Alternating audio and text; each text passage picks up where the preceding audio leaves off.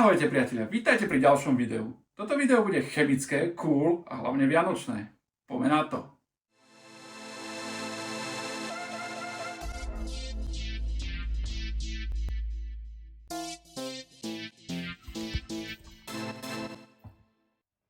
Na dnešný experiment budeme potrebovať nejaké medené kúsky, napríklad medený drôt alebo medený plech.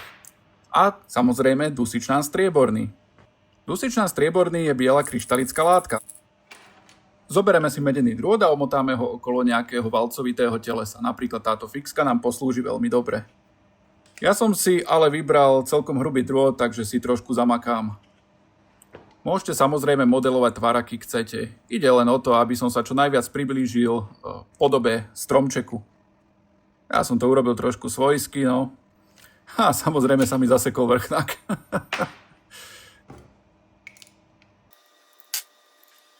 Jo, dobre, nejako sa mi ho podarilo oslobodiť. Vrátim ho naspäť fixke a poďme pokračovať. Trošku poupravujeme našu medenú cievku, aby mala... No, dobre, ako to povedzme, že toto bude kmeň a ešte urobíme okolo korunu, alebo ako to nazývate u iličnatých stromov, neviem, koruna to budeme volať. Dobre? Zoberieme tento medený zamotaný drôt a trošku sa ho pokúsim rozmotať. Pár minút neskôr. Ešte viac pár minút neskôr. No, keďže sa mi to už konečne podarilo rozmotať, tak teraz to namotám do takéhoto cievkového tvaru s tým, že postupne sa priemer zväčšuje a to bude vlastne tvoriť našu korunu.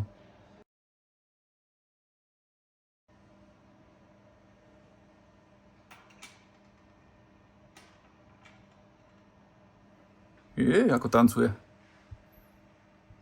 OK, bolo príliš veľa, tak som odštikol spodok, aby nešiel až po zem.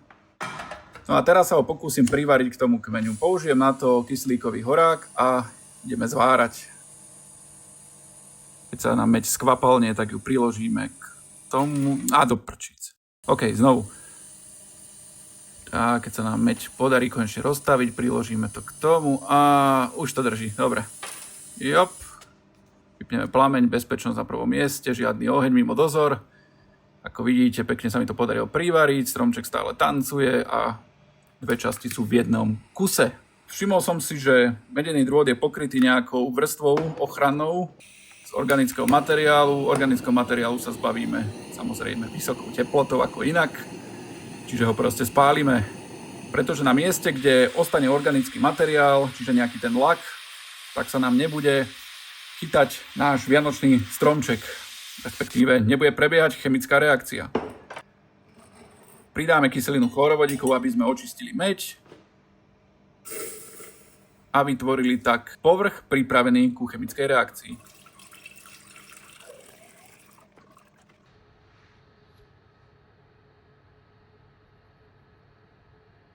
Ešte stále to nie je dokonale čisté, takže to nejako ručne, stručne ošetrím. OK, hlavne aby sa mi to neodlomilo zase. Ako môžete vidieť, meď krásne farbí plameň do zelena. Není tá zelená úžasná?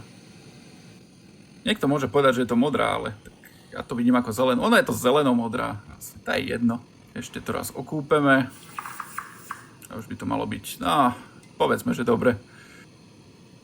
A voilà. Pozrite sa na to. To je krásna farba medí, že? Teraz si navážime okolo 10 gramov dusičnanu strieborného. Snáď to bude stačiť.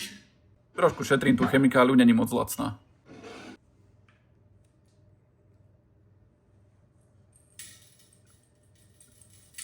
OK, z tejto tubičky toho veľa nebolo, takže ešte pridáme trošku z tejto väčšej. To už som trošku prehnal.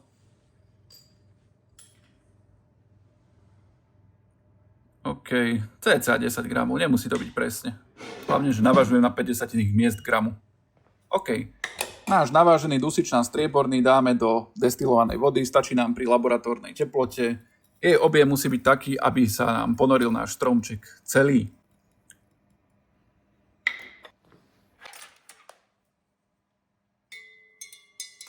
Zamiešame Dusičnan strieborný sa nám rozpúšťa veľmi rýchlo a je veľmi dobre rozpustný vo vode. Twister. Jop, a ideme ponoriť náš stromček. 3, 2, 1.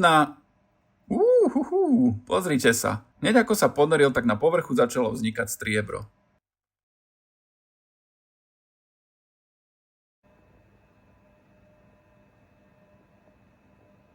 Táto zámena kovov medzi dusičnanovým aniónom prebieha veľmi rýchlo a naozaj netreba dlho čakať, aby sa dostavil výsledok reakcie. Trvalo to cca 15 minút a podarilo sa niečo takéto úžasné.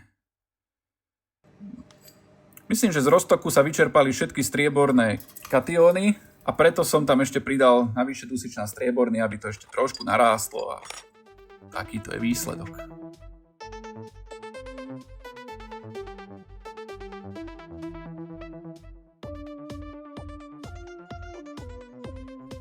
Čo sa vlastne stalo?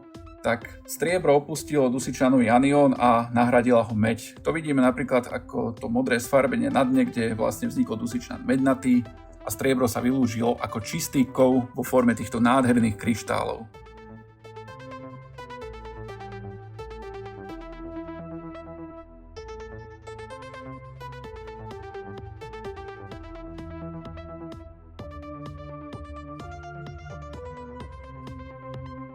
Na mieste, kde ešte ostala uhlíková stopa po nátere, sa striebro nevytvorilo.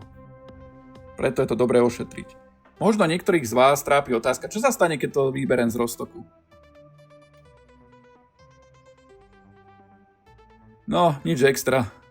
Strieborné kryštálky splasnú a už to nebude také pekné. Takže tento stromček sa na nešťastie nedá zachovať mimo roztok. Takže ho musíte skladovať v náleve.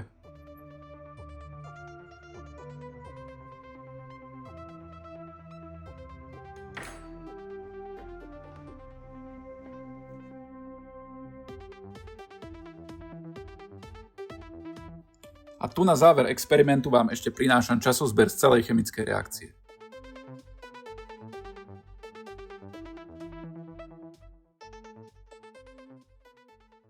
Priatelia, v mene celého tímu nášho projektu vám prajem krásne Vianoce, prežité v kruhu rodiny, blízkych či kamarátov. Pozrite si nejaké filmy, oddychnite si a hlavne vzdelávajte sa. Čaute.